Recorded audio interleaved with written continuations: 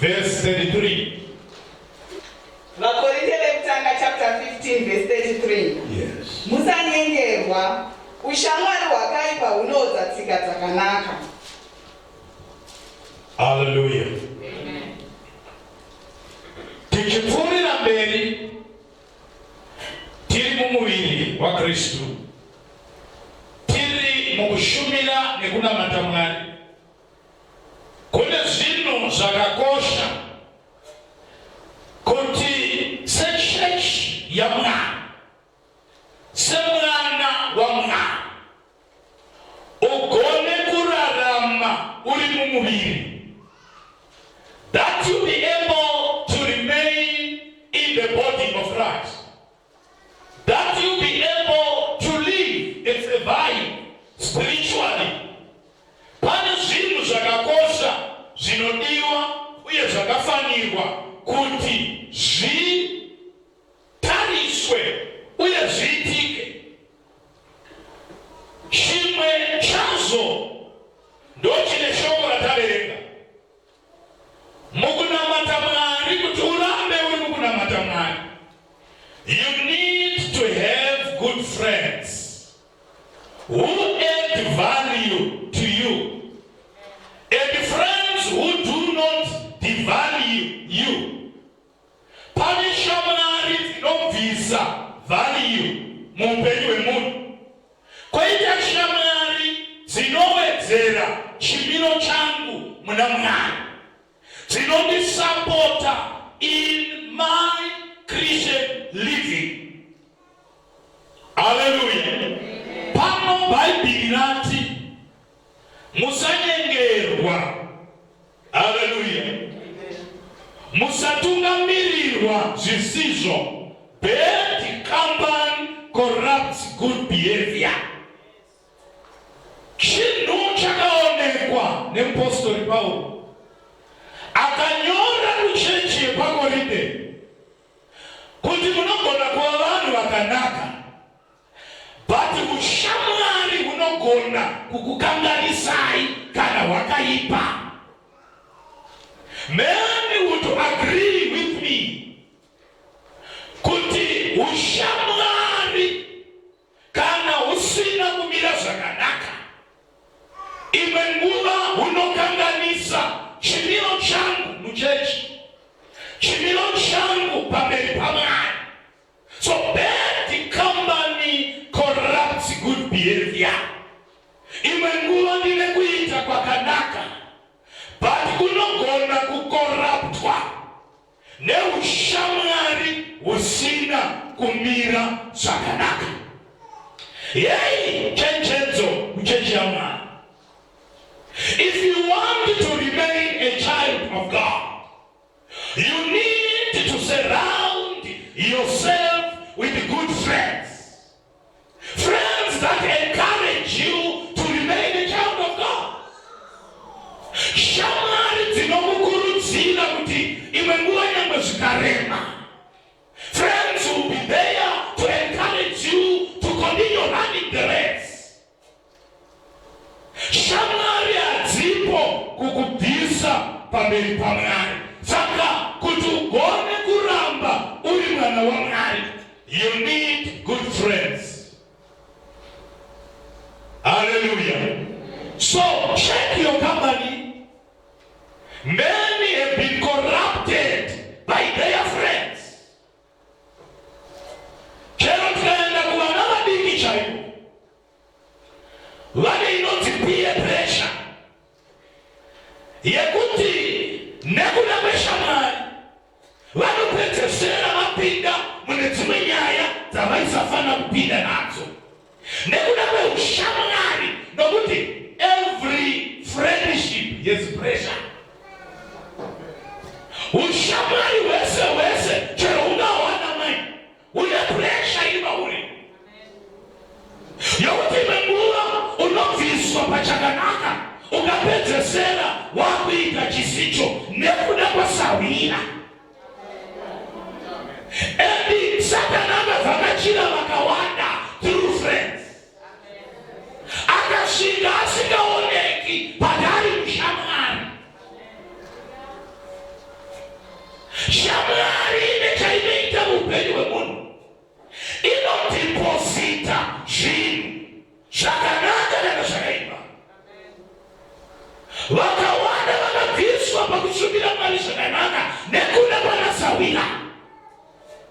Vakawanda vakabviswa mumachechi avaida nekuda kwanasawira. Haleluya, haleluya. Muri kuditswa here chechi? Saka Paulo anobati kuchechi yapaKorinde, don't be misled. Bad company corrupts good behavior. Vashoma vanosurvivor kana vasangana neshamwari nekuti unyengeri huzhinji hunouya through friends. Saka shamwari ngaichenjererwe. Haleluya. Shamwari ngaidini wangu kuti ndi best friend yangu asina kushata, bati chakakosha ndecheuziva kuti ushamwari wakaipa unokanganisa munhu akamira zvakanaka. Vazhinji venyu mukunamata Mwari musati masangana nedzimwe shamwari dzakaipa, maina Mwari singambobviri, mainanya muzvinhu zvaMwari singambobviri, makaziva kuti masangana nedzimwe shamwari ndopamakagara pasi. Takakudzidzisai kuti unomhanyire ikweyo, taingomhanyawo tikagara pasi tizonorera. Shamwari handisi kutaura zvaSatani, ndikutaura zvaShamwari. Nokuti menguva tinofunga kuti Satani, yes, the devil is there. But menguva tikama tisina kutaura nezvemadhimoni, imenguva your greatest challenge and enemy is your friend. Ende vashoma vanotsiurana mushamwari, vashoma vanongorasika vachienda muushamwariwo. But Bible panorati, don't be misled. Bad company corrupt you. Tenjerere that you are not corrupted by your company. Hallelujah. Proverbs 1 verse 8 to 16. Zvirevo 1 verse 8 kusvika pa16. Yes. Mwanakomana wangu, teerera kurayira kwababa vako, uye usarasa kudzidzisa kwaamai vako. Zvichava chishongo chakanaka pamusoro wako, nouketani hunoshongedza mutsipa wako. Mwanakomana wangu, kana vatadzi vachikukwezva, usaguma zvavari kuda kuti uite. Hallelujah. Kana vatadzi vachikudini, ndavanotokwezva. Vedwe, chinamato chedicha china masapota akawanda, chine a lot of enemies. But pano pakuti chenjera chengeta kudzidzisa. Kana vatadzi vachikukwezva, chenjera. For a minute. Kana vakati handei chose, ngativandirei munhu timuuraye. Kana vakati handei chose, ngativandirei munhu timuuraye. Iwewe chenjera uri kupinzwa mumandambudziko. Ngativandirei mweya usina mhosva. Vanodaro vatadzi. Ngativamedzei vari vapenyu. Ngativamedzei vari vapenyu, vatadza.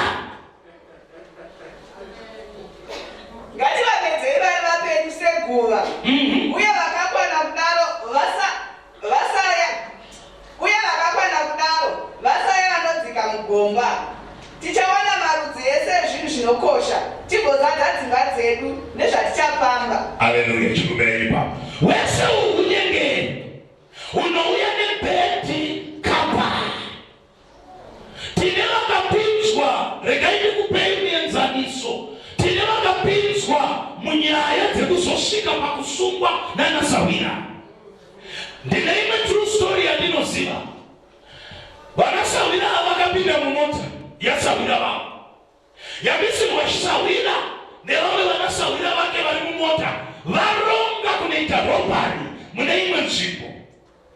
Ndokubva vadhiraivha mota ava vari kuenda kunoita robbery. Vamwe ava vangori mumota vari kutirira kunofara. Vari kundosiiwa mota yakapaka variri ndokubuda ndokuenda ndokunoita robbery. Ameno kuti zvakaputika sei koko kwavaenda. Zvakazoita kuti vabatwe. Pavari kumhanya vari kuuya vachienda kumotokari. Kumotokari kuya vese vanobatwa. Vanga vari mumota vasara. Varunzi manga masara. Muchiitira kuti vamwe vanoita basa ravanga vatenderana navo. Pamutemo pane vanoti doctrine of common purpose. Inongobata nyange wanga usiri pasiri paparwa mhosva. Asi inongonzi mama vakawirirana. Vakatosungwa vakatongerwa nyaya imwe chete nekuda kwanasawira. Munhu asingachenjereri sawira wake anogona kupinzwa munyaya dzisidzo. Bad kamba. Vati pano shoko raMwari rati kana vatadzi vachida kukuzhurira. And for your own information, hakuna mutadzi anoda kufa ega. Yenda imwinduraite wanyengerwa mudzimai ndokumbadya muchero akati handende ndega nevewata mwanga usipo omchero. That is a principle by the table. Yekuti anoda kuisira vakawanda pasi. But chenji ngaindidzwe. Chenjerera vanoda kukubvisa pakunamata Mwari. Chenjerera vanoda kukubvisa pakuita zvakanaka. Chenjerera. Hallelujah. Proverbs 22 verse 24 to 25. Zvirevo 22 verse 24 kusvika pa25. Usaita ushamwari nemunhu ane hasha. Usaita ushamwari nemunhu ane chi? Uye usafambidzana nemunhu anokurumidza kutsamwa. Usafambidzana nemunhu anokasira kutsamwa. Kuti urege kudzidza tsika dzake. Uye urege kuzviteya nomusungo.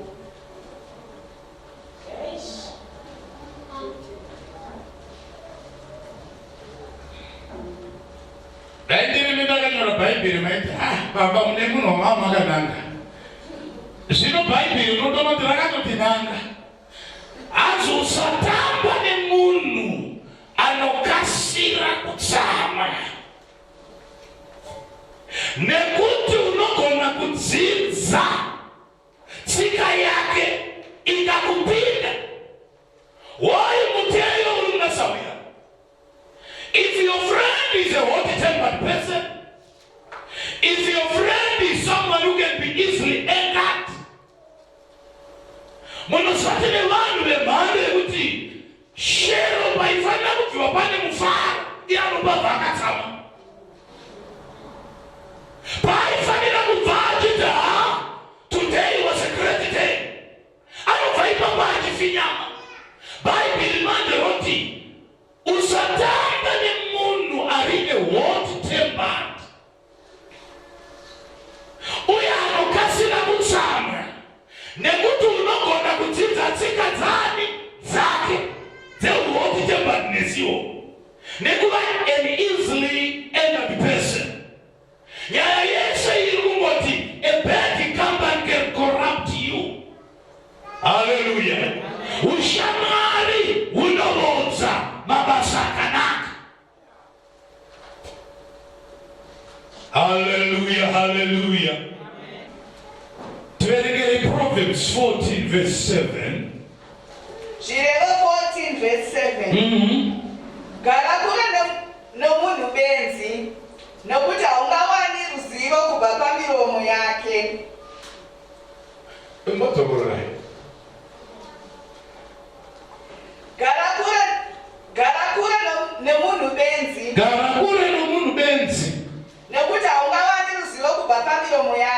No knowledge will come out of a fool.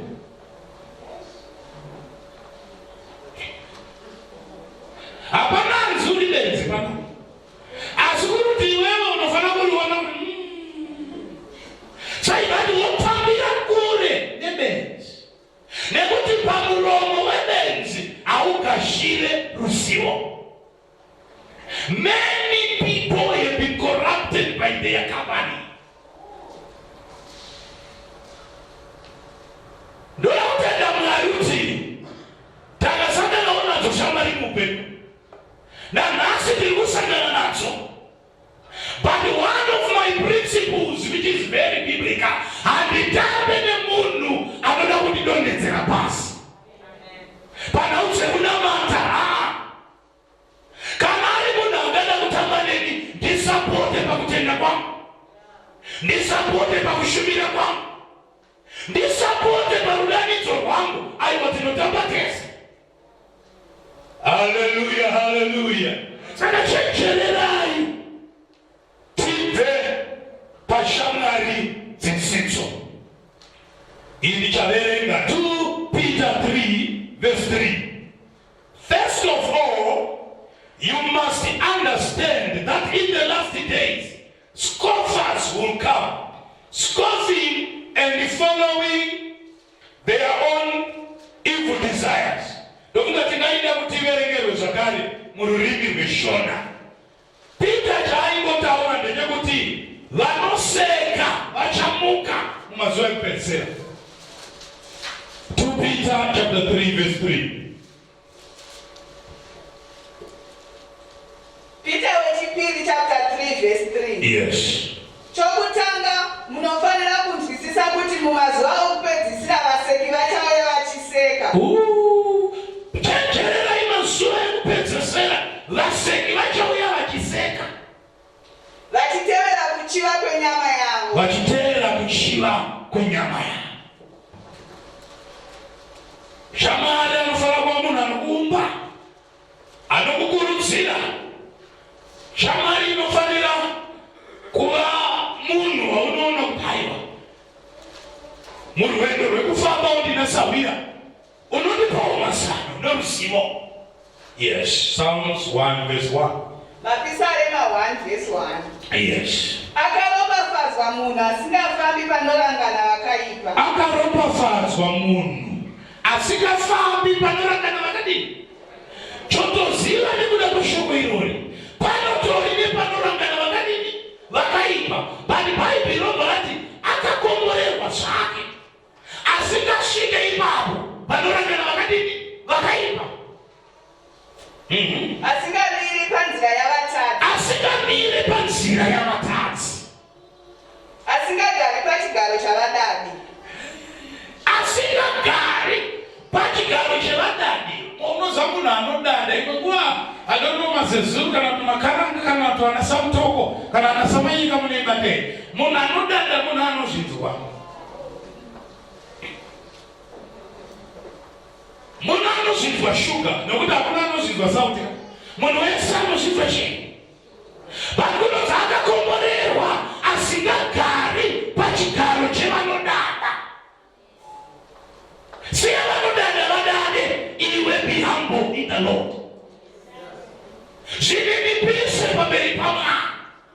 You will survive in the body of Christ. Haufe unorarama.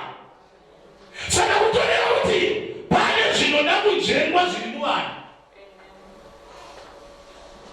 Character yewandinotamba nayo ngainge iri character yakanaka yokuti ndinoona chekukopa nechokuenda nechokumba. Hallelujah. Proverbs 13 verse 20. Pane zvinoitwa newandinogara naye, wandinofamba naye.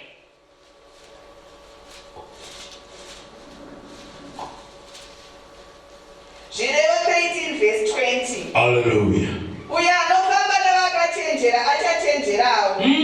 Mira ino. Anofamba nevakachenjera achadini. Saka kana usati wachenjera zvakuti wakose kufamba nevakadini. ufamba ne vakachenjera nayewo atadini atachenjera. Yes. Asi shamwari yamapenzi ichakuvadzwa. Shamwari yemapenzi ichaita mavanga. Shamwari yebenzi ichakuvadzwa. Hallelujah.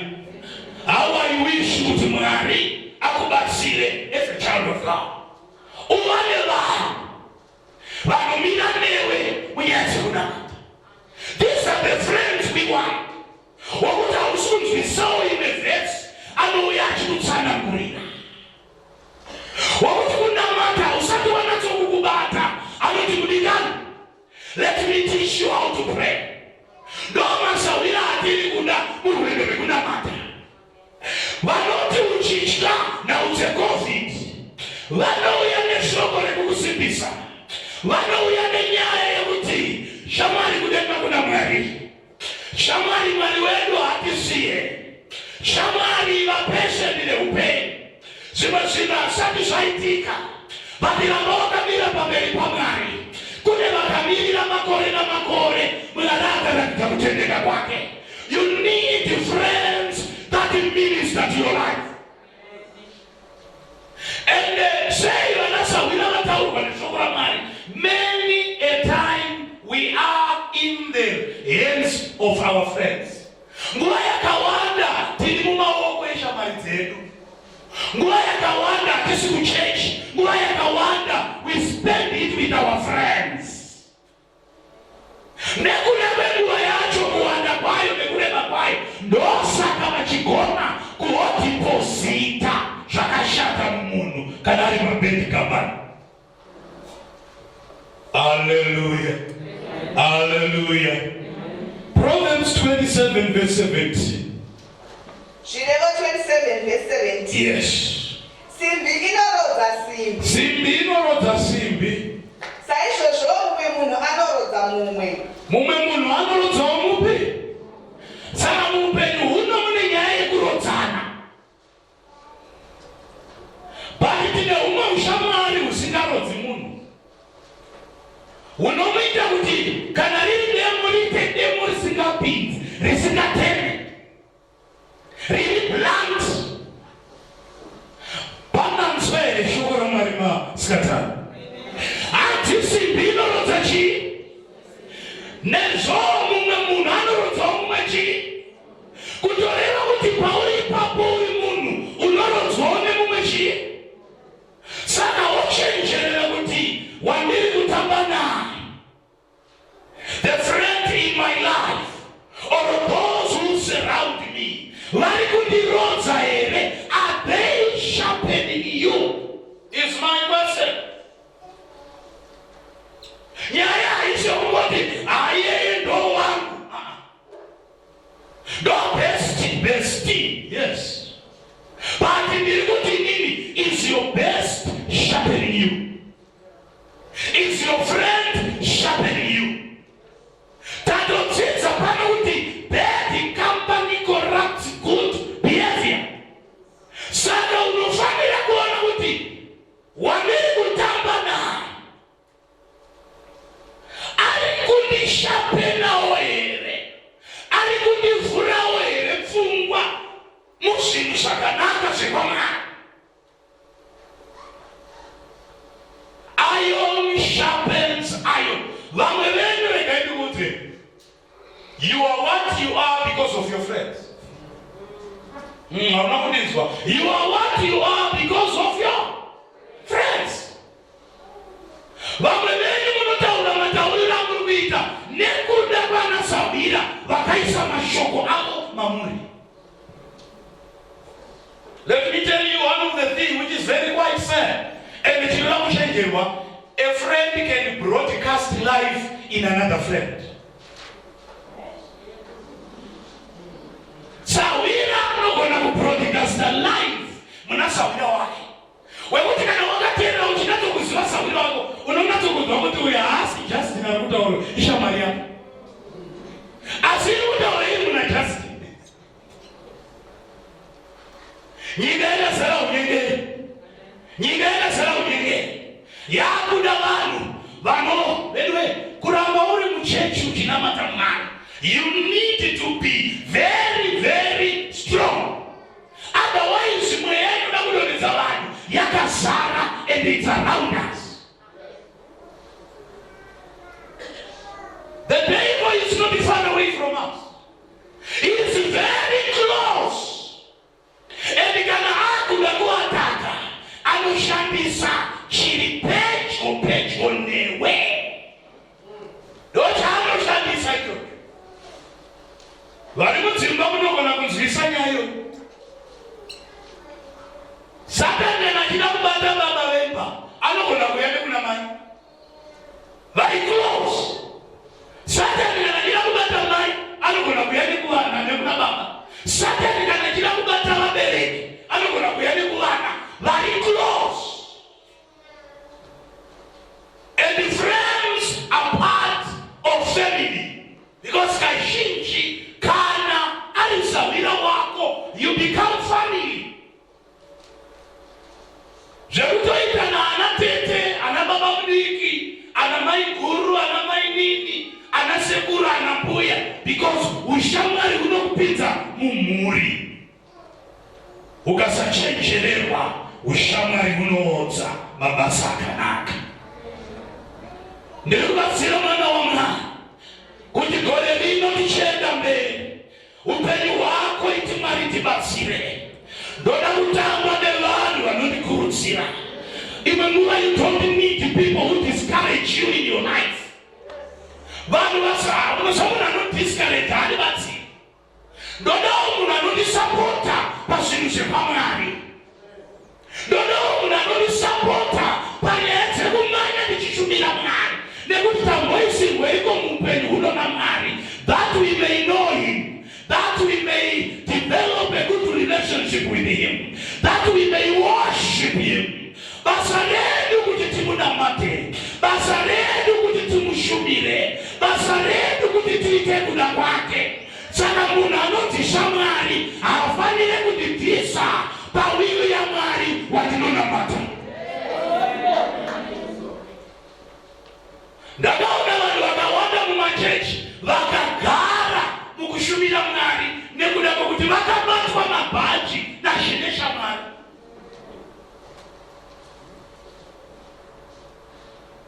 Iraukuda kune dhasha. Unofunga isusu kusaita maasha kupusa? Tina chikonzero shamwari. Hallelujah, hallelujah. Vadigani ametikaita chikonzero zvekusashumira Mwari. Hakuna chikonzero chinogamuchirika pamberi paJehovha.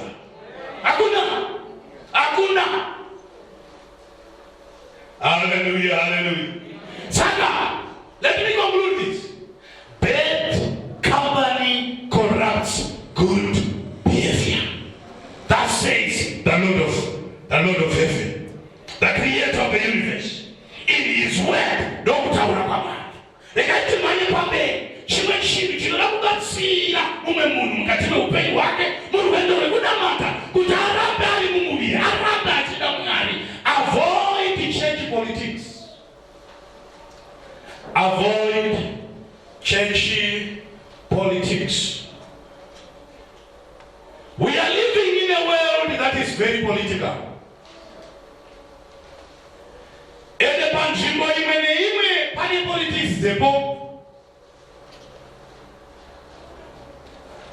Wakaenda paNyamena pavanhu vane mashopi ipapo vari kushandira panzvimbo iyoyo, pane politics dzenzvimbo iyo. Wakaenda mutaundi mune politics dzemutaundi. Wakaenda kumusha mune politics dzekumusha. Wakaenda kuzvikoro kune politics dzekuzvikoro. Maticha anoziva nyaya yekutaura kune politics dzepaskuru. Nzvimbo yainzi yaisafanira kuwanikwa ine politics ichechi. But kuchechi kwega kwaungafunga, denomination yega yaungatarisa, panotori nepolitics dzeko. Saka munhu waMwari muri kuti kwediwo kune politics, yes.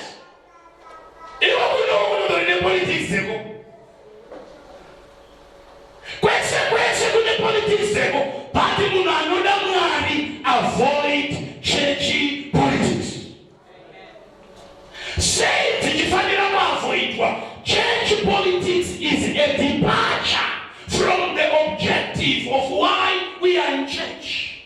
Kana takuita church politics zvakudera kuti tabva padonzo rakatiudza kuna Mwari. Hallelujah, hallelujah. Church politics may be centered on decampaigning others and elevating others, kupula vamwe down, vamwe vachisimudzirwa, vamwe vachipwanyirwa pasi, vamwe vachinza havasi kwavo, pachiitwa macomparison. Ningi anenge ari beta kuna ningi. Ukaona taakukombeya vanhu, even ukaona taakukombeya vanhu vaMwari, Apostle Ngana na Apostle Ngana, tikange taakuvakombeya, we are now into politics. Hatichiziri munyanze kunamata.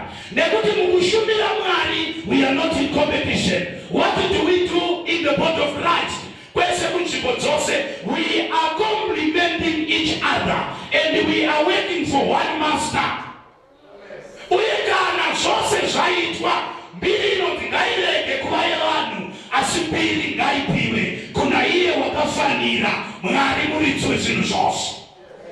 Saka ukakombeya vanhu, obvious. One thing Jehovah's church in its way, we are gifted differently. And atife takaparidza zvakafanana. And atife takashandiswa naMwari zvakafanana. And kana tiri vanhu vaMwari, we are carriers of different graces. Takatakura nyasha takasiyana. Ndosaka uchinzwa Paulo achitaura Bhaibheri, anoti Pita akatumwa kwenda kunoparidza kumaJudha. Ini tine commission yekuenda kunoparidza kumaGentile.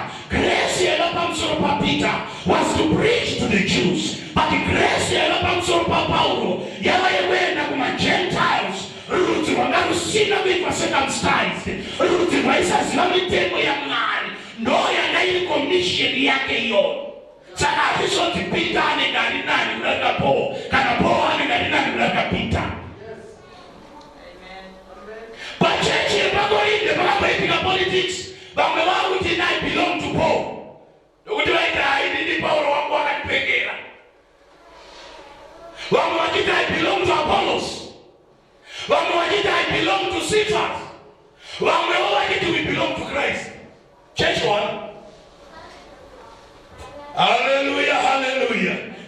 Avoid and run away from political believers. What is it? We never did not even political believers. Mugenda munyigo. Kune vanoti kana visina kutaurwa nepati yavo, chero zvakanaka zvomutoi zviriho.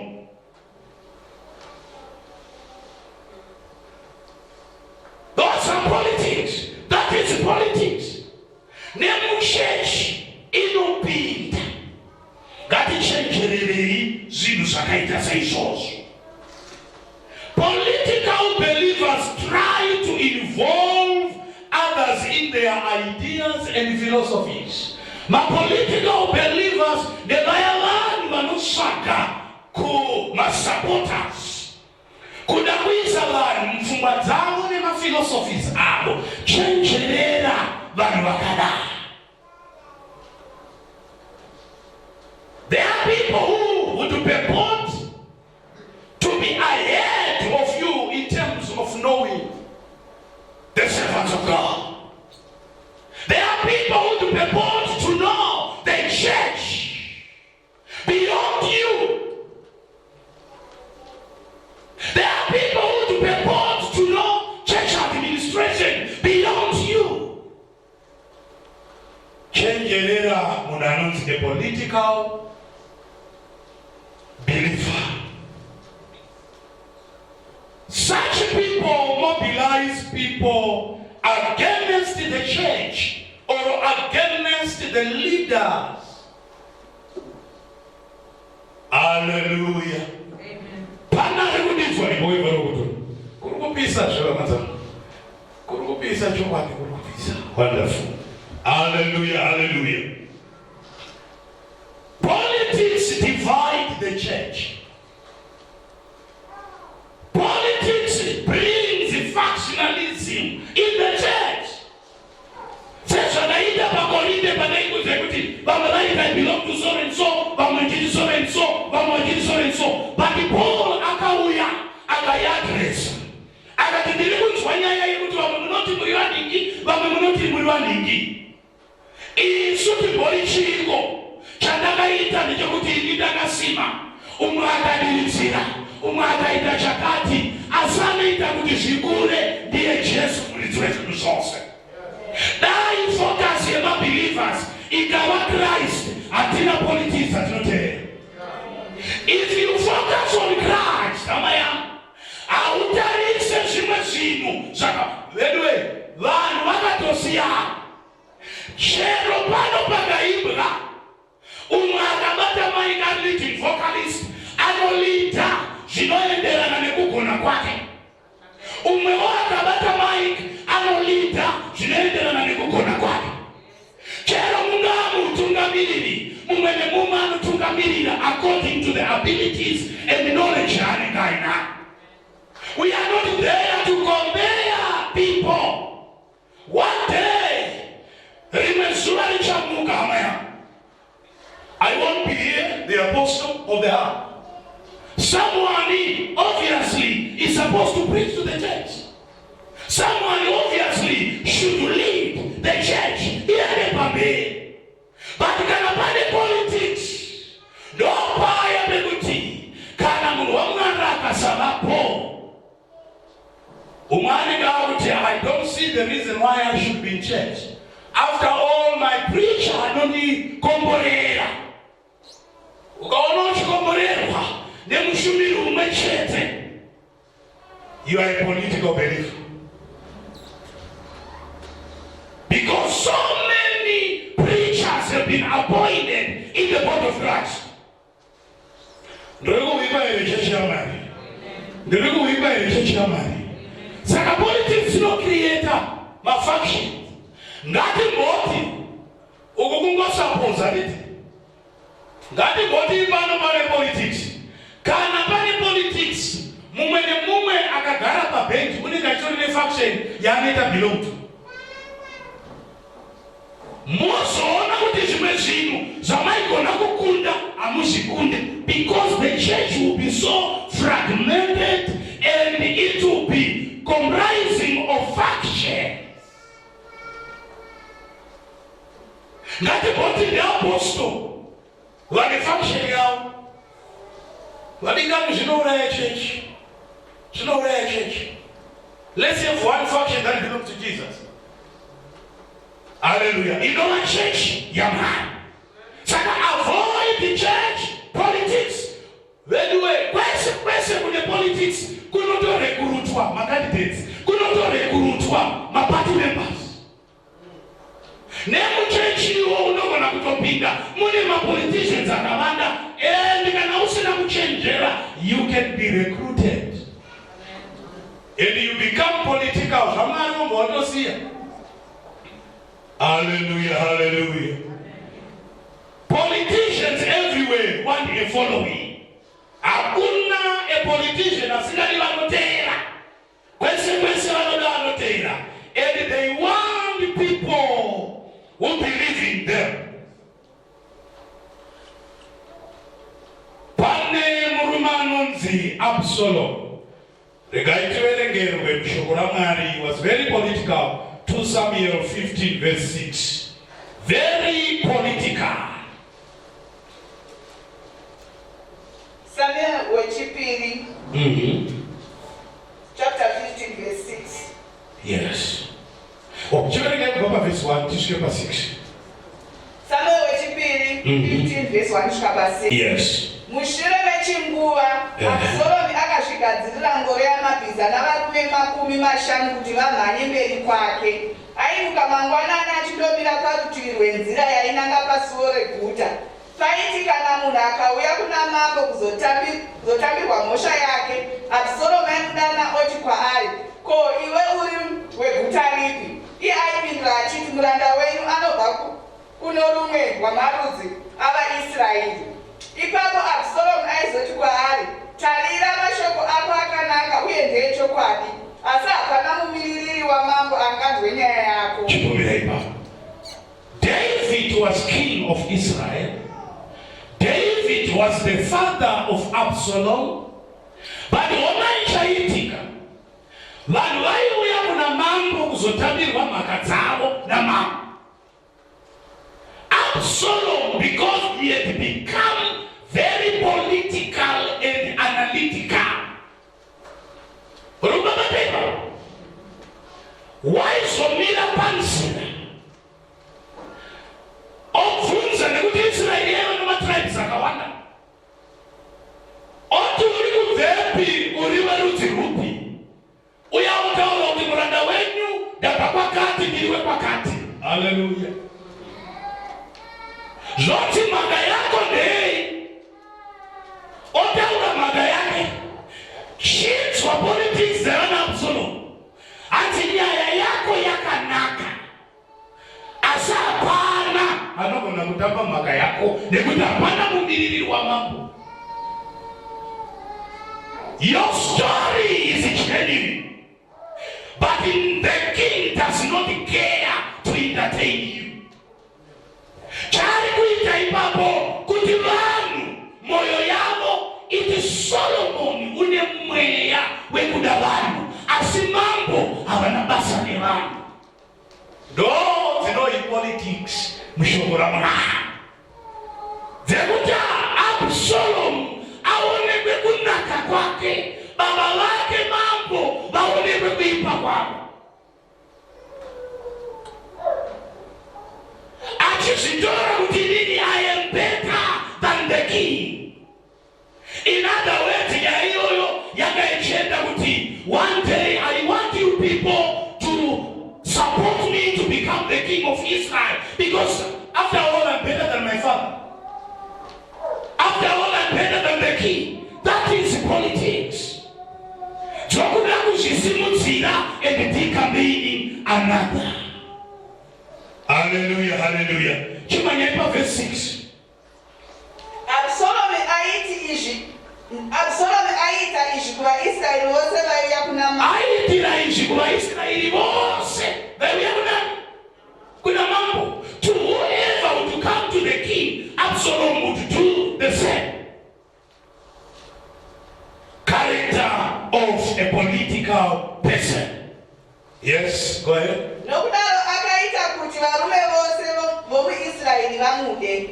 Akaita kuti varume vose vomuIsraeri vamude, but kuna mambo.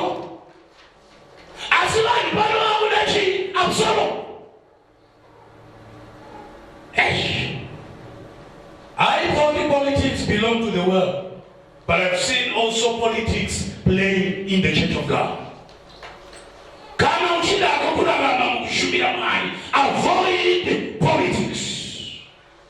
Hallelujah, hallelujah. Hallelujah, hallelujah. Politics and political people are dangerous to the unity and stability of the church.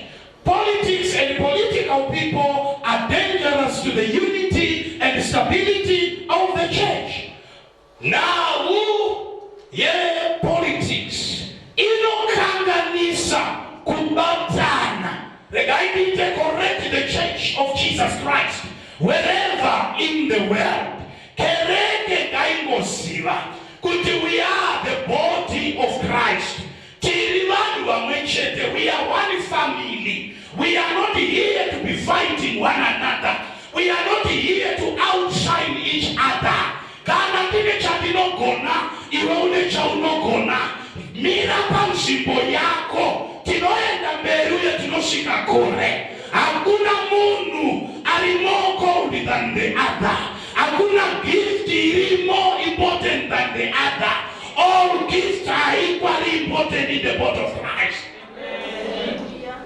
Nditsvekani. Tiri vadzidzi vaKristu Jesu. Ilo shoko raMwari rinobva ratotaura rinoti mudzidzi haasi mukuru kumudzidzisi wake. Hallelujah, hallelujah. Saka Saul Absalom was a political person. Aitova nomwewe kumukira. Iko kugamushira zichemo. Usiri ofisi no gamushira zichemo. Kula politika. Hallelujah, hallelujah. Now we go to church. Apostolic personalities are dangerous sons, and they are very poisonous in the body of Christ. Hallelujah. Dangerous sons are men of conspiracies, secret meetings. Kwese kunoshubirwa mwana kana vanhu vanyatse politics muno wamushinzi kwaitika cholocho meeting aikaka. But vanhu varikuita cholocho meeting, they belong to another party. But ndo anonzi secret meetings anouraya the integrity of any institution. Hallelujah. Chaidikanwa na Absalom. Chigaro chepamso. That was his target for repentance. Kuti auye kubva kugiro kutaraigara. Ipapo urongwa hwekumukira mambo hwakabva hwasimba. Ipapo urongwa hwekumukira mambo ndokubva hwasimba. Uye vanhu vakatevera Absalom vakawanda. David is still king, but the Hebrew part of the following, kuna Absalom. Hey. Ukasachenjera, you can be made to follow the wrong person. You can be made to follow a wrong person. Anogona kukulita astray. But church was not shokuramani. Rinoti chenjerera kuti kurege kwane munhu angakurasisa kana angakunyengera. Chenjerera. Zvinhu zvakawanda zvinoitwa nevanhu vari politika vanovandira atinoti magullible Christians. A gullible Christian munhu yari easily persuaded or dissuaded. Munhu anogona kungokabira nyaya. Chenjera nyangwe ikava shamwari, chenjera kupinda mune dzausingazive. Chenjerera politics everywhere. Nyangwe Bible muzirimo tine kumwe kwatakanzwa kwakaitika riot muEphesus. Kunonzi paitika riot vamwe vaidaidzira zvimwe, vamwe vachidaidzira zvimwe, uye vamwe vakanga vari part of the riot, but vaisaziva kuti yayataringa pano ndei. Gullible Christians, vanhu vanogona kungoshandiswa kana kuabuswa. Hallelujah. Pakaita vanhu vakamira pamberi paMwari nokurevesa vachaona Mwari. Ilo shoko raMwari roti vanoziva Mwari wavo vachaita mabasa makuru. Vanoziva Mwari wavo vachasimbiswa naMwari yeye. You will go very far. Kana ukasiya zvinhu zvisina basa ukamhanya nezvinobasa. Stop majoring on minors. Hallelujah, hallelujah. Major on major things of your life. Doya naitaura zuva riya kuti chandakamboinda kuno chiko munhu ngaasive chaakavika. Right now tine munhu anogona kubuda muchechi on the basis yokuti handina kuitwa mutungamiriri. Zvaita sokuti donzo redu kuuya kogadzwa. Whether ndaitwa mutungamiriri kana handina, donzo rekunamata ndinoziva. I know my reason why I am in church. And in any case, mutungamiriri wacho futi hausi kwawo ka. Utungamiriri isu hwatichemedza misodzi kudai. Yodo unochemedza vanhu vaMwari. Kumachechi akawanda utungamiriri une misodzi. Iye ndakamira pano munongozero ndakanamata rimwe gore so ndarwadziwa. Ndikati Mwari akagona kunonga atungamirire chechi iyoyo let it be ndiyo mwana wesangano. It's not easy to be a leader. Munhu wese akakutarisa kudai unozwa kutariswa nemunhu wese unomira zvakanaka nokuti maonero akatosiyana ipo aiyaka tamani mberi kwavanhu hamusi wakuda kumhanyira unotoda waibva ndoda waenda uri mumbishi unoiti maiki yenyu varikani pfuurirai mberi ndonamanda kuti nyasha dzikutungamirire zita raJesu tozoonana. Haleluya, haleluya. Ini chandanaika kuna shirino chisiva pane vanhu here vanoda Mwari kana muchida Mwari rambai makamira Mwari anokuendesai parefu. Mwari ndinanditora kure imhari dzerimwe zuva kubva ponyoromeki kwaunoona kuti dai asiri Mwari uyu wadakaziva ndikanamata zvinhu zvingadai zvisina kudimirira zvakanaka asi nokumuziva nhasi handina chandinacho chandisingazivi kwachakabva. I can point at God's blessing. I can point at God's doing. Kuti uko kuita kwamwari uko ndi Mwari ndouya kwamurivo vandinoshumira kwavari. I can point kuti uyu ndi Mwari.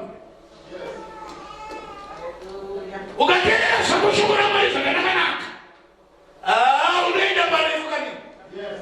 Moyo wangu unorwadza kuti kana ungashandiswa nomumwe munhu ane maagenda asi ausingazive zvinhu zvekuchechi zviri transparent hauna zvaunoda kunokwenyerwa pasaiti kuti uoneswe. Unofanira kuzviona neako maziso, unofanira kuzviona nako marina. Kana usingaoni natural tsvakawo vanoona vakudzi asi unotsvakawo vanoona chero. Haleluya. Usazvipinza muzvinhu vakangokokwa and they went innocently knowing nothing about the matter. Nyika ino inotsvaga vekushandisa, usava iwe unoshandiswa. Satani anotsvaga vekushandisa, usava iwe unoshandiswa. Munhu ngaarambe umire pamberi paMwari. Not I know why I am in church. I know why I am a child of God. Iye zvino munhu anobviswa muchechi nekuda kwetime, nekuti yaparidzwa nomunhu asingaide. Kune vanhu vanorwadziwa kuona vanhu vachiita zvakanyorwa muBhaibheri. Zvodai zvobvunza vamwe ndikati alright, kana ini muri kuti vanhu vakadzitai kubirwa kwaBhaibheri parinotaura pamusoro pegenerosity kuti vanhu ngavave vanopavhurira pakupa kwavo. Chegumi kupavhurira chegumi hakusi kupavhurira. Hakuna munhu angati ndapatai not am generous, because generosity means giving above and beyond what is expected. Saka unotozoona kuti Bhaibheri imwe nguva rotodzidzisa even us to go beyond the time. Hallelujah. Kana usingamogoni kupa kana uri muchechi imomo uchigona mandirawo nyasha dzinokubata one day. Kwete kuchinja kundola isingaiti izvi nyaya isemaapetites nyaya ndeyekuti Mwari anoti kudini. Hallelujah, hallelujah. Chenjera panyika. Hallelujah.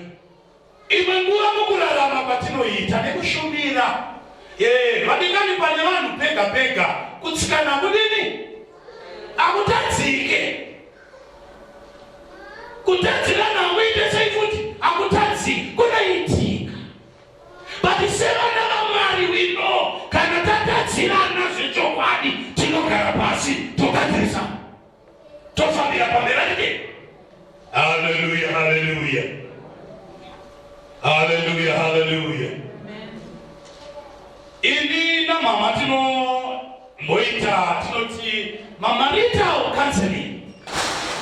Saka kunzwisisa uende kudzidza. Ngatiti ndimai vane ishu vamwana vauya kucounseling, tinogashira nyaya yavo zvakanaka nekunzwa tsitsi nekudive neempathy yokutozviisawo mutsoka idzodzo. But kubheki kwemai tinenge tichingori nekamwe kakoshe nekuti tinenge tanzwa chii one side.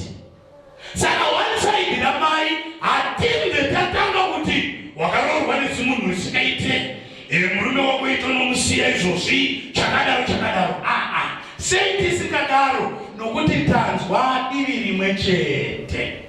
Munozonyara baba vaya vagara woti munhu wamwari chigondi waiwo wotozoti hezvo kusvoda chaiko.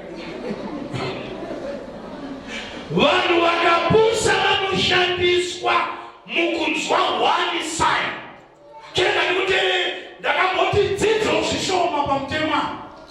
Rules of natural justice demands hearing both sides. Usati wakonkuluda nyaya itwanoti mumatalenti mosha havangotanga kupa judgment vasina kunzwa both the state and the defense. But nyika yedu iwe kungonzwa kuti ningi akabatwa nemurume wemunhu nayo makambozvitswe tikazomira newe tikakubvunza kuti paakabatwa nemurume wemunhu iwe wanga uripo here, unototi handiti ndopamunozotaura dzinonzi hearsay inotodhisimiswa kumutemo. Vana ndakanzwa havadikanwe kunopupura, asi vana ndakaona. Kenderera politics panyika. Hallelujah. Iva munhu, don't be naive. Don't be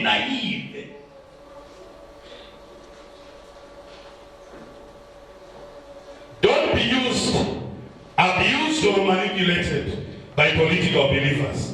Be disciplined and principled. Our final verse on that, Romans 16 verse 17 to 18. Don't be abused. Don't be manipulated. Hallelujah. Now I've got one more point to go. Then we are done for today. Yawangu nodakubasira church nevanhu vamwari zvikuru kuti vanhu vasashandiswa wakaipa aripo kusevenzesa vanhu. Romans 16 verse 8. 17 to 18. Romans 16 verse 17 to 18. Wonderful. Ndinokukumbirai zvikuru hama dzangu. Hallelujah. Kuti muchenjerere vaya vanopesanisa. Ndinokukumbirai hama dzangu, ndi Paulo achinyora kuvaRoma. Ndinokukumbirai hama dzangu, chenjerai those who cause divisions, those who are political. Vachenjererei. Uye vanoisa zvigumbuso pamberi penyu. Zvigumbuso. Those ukaona munhu chenjera, kune vanoisa ma-obstacles in your way. Wanga uchizvifambira rwendo rwakanaka. Poita vamwe vanoisa madombo munzira yako so. Watanga kuramba kufamba uchigumbura. Vanopikisana nedzidziso. Hallelujah. Iwe wakadzidza dzidziso ndokuiona kuti iri Bible. Poitawo vanouya vachikonzera division because they are political in mind. Vauya vachiisa matombo munzira yako, vachipesana nedzidziso yakakuponesa. Right now zvatiri pano tine dzidziso yakatiponesa uye tinotonzwa kuti we are free because of that teaching. But kune vanopikisana nazo. Yes. Muve kure navo vakadaro. Nokuti vanhu vakadaro havasi kushumira Ishe wedu. They are not serving Jesus. So who are they serving? Asi dumbu ravo. kunamira dumbu rako, nokutaura kwakanaka uye nokubata kumeso. nokutaura kwakanaka, kutaura kwacho kwakarongedzwa. Hauna kumbotaurirwa nomwe munero ukashayana wani chekukoreka uchidwa kunakirwa zvakatsetseka. Panofema achifema, pane full stop achimira, achisumuka nayo kubva pafuti, uchinatsoona flow yacho ukakomanaka zvakarongedzerwa. Vanonyengera vanhu vane pfungwa dzisina uchenjeri. Vanonyengera vanhu. Type inonyengerwa ndeiri naive, ine pfungwa dzisina uchenjeri. Hausiwe. Let it be not you. You are not naive. Vamwe vedu panabatanamata Mwari vemakore kani. I been in the apostolic ministry now 13 ndakutosvika ku14. Kana ari makore ekuparidza, I have got more than 15 years preaching the gospel. Handingakutorwa sekamwana kadiki madikani. Kemungoti ndikanzi 10 right, 10 left, jump, stop there. Kuna ukani pamberi pamwari.